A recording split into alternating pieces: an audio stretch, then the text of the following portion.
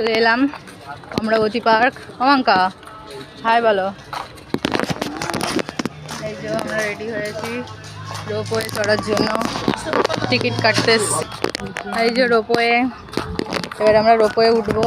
একটুখানি 80 টাকা করে বললো টিকিট, এখন দেখা যাক কত টাকা টিকিট হয়।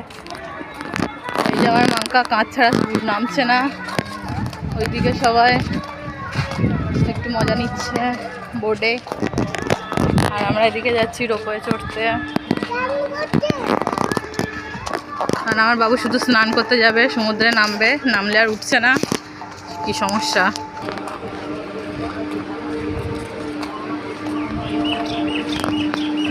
রোপওয়ে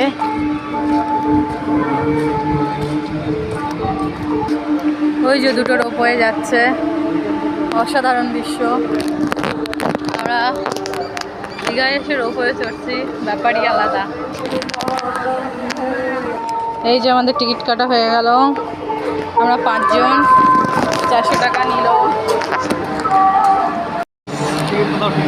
সিস্টেমটা দেখুন,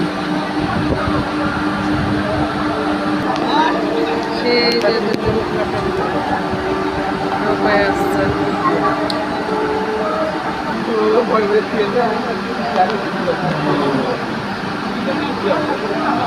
10 মিনিট।